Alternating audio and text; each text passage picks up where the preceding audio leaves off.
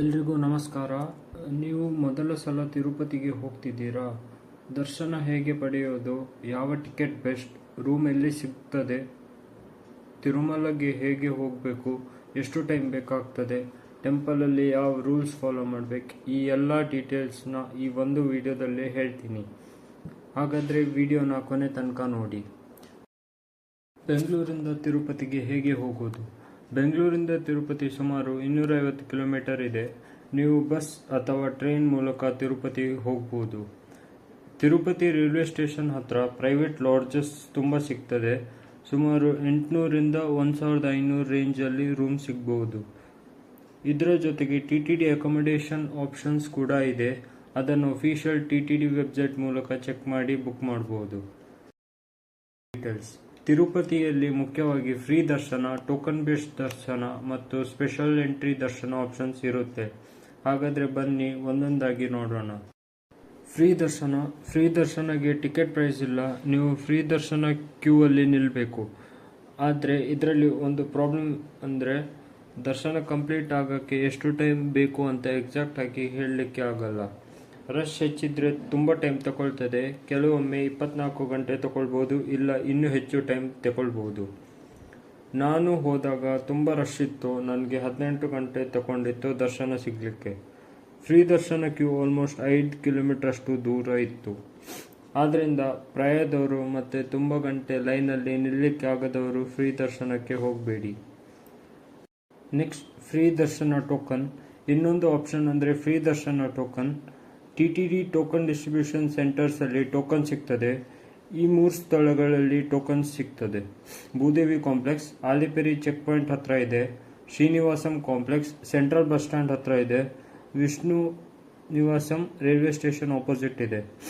ಈ 3 ಸ್ಥಳಗಳಲ್ಲಿ ಎಷ್ಟೊತ್ತಿಗೆ ಟೋಕನ್ ಸಿಗುತ್ತೆ ಮತ್ತೆ ಹೆಚ್ಚುವರಿ ಮಾಹಿತಿ ಅಫಿಷಿಯಲ್ TTD ವೆಬ್ಸೈಟ್ ಅಲ್ಲಿ ಚೆಕ್ ಮಾಡಿ.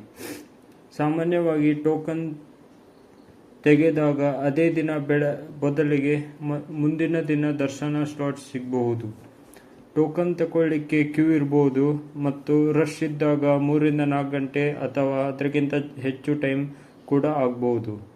ಟೋಕನ್ ಸಿಕ್ಕ ಮೇಲೆ ನಿಮಗೆ ನೀಡಿದ ಟೈಮ್ಗಿಂತ 2ರಿಂದ 3 ಗಂಟೆ ಮುಂಚೆನೇ ಹೋಗಿ, ಯಾಕಂದರೆ ಎಂಟ್ರಿ ಏರಿಯಾದಲ್ಲಿ ರಶ್ ಇರಬಹುದು. ಟೋಕನ್ ದರ್ಶನ ಸಾಮಾನ್ಯವಾಗಿ ಫ್ರೀ ದರ್ಶನ ಕ್ಯೂ ಲೈನ್ಗಿಂತ ಕಮ್ಮಿ ರಶ್ ಇರಬಹುದು. ಆದರೆ ರಶ್ ಇದ್ದರೆ 3ರಿಂದ 5 ಗಂಟೆ ಅಥವಾ ಅದಕ್ಕಿಂತ ಹೆಚ್ಚು ಟೈಮ್ ಕೂಡ ಆಗಬಹುದು. ಟೋಕನ್ ತಗೊಳ್ಳಿಕ್ಕೆ ಹೋಗುವಾಗ ಆಧಾರ್ ಕಾರ್ಡ್ ತಗೊಂಡು ಹೋಗಿ. ಹಾರ್ಡ್ ಕಾಪಿ ಬೇಕು, ಸಾಫ್ಟ್ ಕಾಪಿ ಆಗಲ್ಲ. ಸ್ಪೆಷಲ್ ದರ್ಶನ. ನಿಮಗೆ ತುಂಬ ಹೊತ್ತು ಕ್ಯೂ ಅಲ್ಲಿ ನಿಲ್ಲಕ್ಕಾಗಲ್ಲ ಅಂದರೆ ಸ್ಪೆಷಲ್ ದರ್ಶನ ಕನ್ಸಿಡರ್ ಮಾಡ್ಬೋದು. TTD ಅಫಿಷಿಯಲ್ ವೆಬ್ಸೈಟ್ ಅಲ್ಲಿ ಸ್ಪೆಷಲ್ ದರ್ಶನ ಟಿಕೆಟ್ಸ್ನ ಅಡ್ವಾನ್ಸ್ ಅಲ್ಲಿ ರಿಲೀಸ್ ಮಾಡ್ತಾರೆ. ಬುಕ್ಕಿಂಗ್ ಡೇಟ್ಸ್ ಮತ್ತು ಅವೈಲೇಬಿಲಿಟಿ ಚೇಂಜ್ ಆಗ್ಬೋದು. ಆದ್ದರಿಂದ ಅಫಿಷಿಯಲ್ TTD ವೆಬ್ಸೈಟ್ ಅಲ್ಲಿ ಕರೆಕ್ಟ್ ಡೀಟೇಲ್ಸ್ ಚೆಕ್ ಮಾಡಿ. ನಿಮಗೆ 3 ತಿಂಗಳ ನಂತರಕ್ಕೆ ದರ್ಶನ ಟಿಕೆಟ್ಸ್ ಸಿಗ್ತದೆ. ಟಿಕೆಟ್ ಪ್ರೈಸ್ 300 ಇರುತ್ತದೆ. ಈ ಟಿಕೆಟ್ ಇದ್ರೂ ಕೂಡ ದರ್ಶನ ಇನ್ಸ್ಟೆಂಟ್ ಆಗಿ ಆಗುತ್ತೆ ಅಂತಲ್ಲ. ರಶ್ ಮೇಲೆ ಡಿಪೆಂಡ್ ಆಗಿ ವೇಟಿಂಗ್ ಟೈಮ್ ಇರಬಹುದು. ಆದ್ದರಿಂದ ನಿಮ್ಮ ಟ್ರಾವೆಲ್ ಡೇಟ್ ಫಿಕ್ಸ್ ಆಗಿದ್ದರೆ ಅಡ್ವಾನ್ಸ್ ಬುಕ್ಕಿಂಗ್ ಮಾಡೋದು ಒಳ್ಳೆಯದು. ದರ್ಶನಕ್ಕೆ ಹೋಗುವಾಗ ಬುಕ್ಕಿಂಗ್ ಟಿಕೆಟ್ ಜೊತೆಗೆ ವ್ಯಾಲಿಡ್ ID ಪ್ರೂಫ್ ಕೂಡ ತಗೊಂಡು ಹೋಗಿ.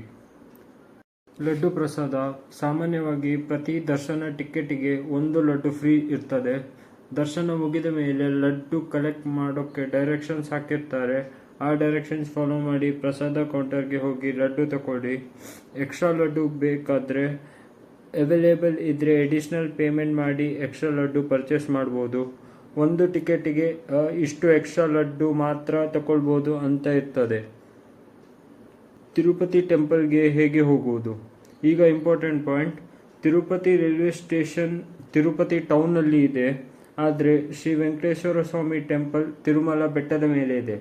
ಅಂದರೆ ತಿರುಪತಿ ರೈಲ್ವೆ ಸ್ಟೇಷನ್ ಇಂದ ಟೆಂಪಲ್ ವಾಕ್ ಮಾಡಿಕೊಂಡು ಹೋಗ್ಲಿಕ್ಕೆ ಆಗಲ್ಲ. ತಿರುಪತಿಯಿಂದ ತಿರುಮಲಗೆ ನೀವು ಬಸ್, ಕಾರ್, ಟ್ಯಾಕ್ಸಿ ಅಥವಾ ಸ್ಟೆಪ್ಸ್ ಮೂಲಕ ಹೋಗ್ಬೋದು.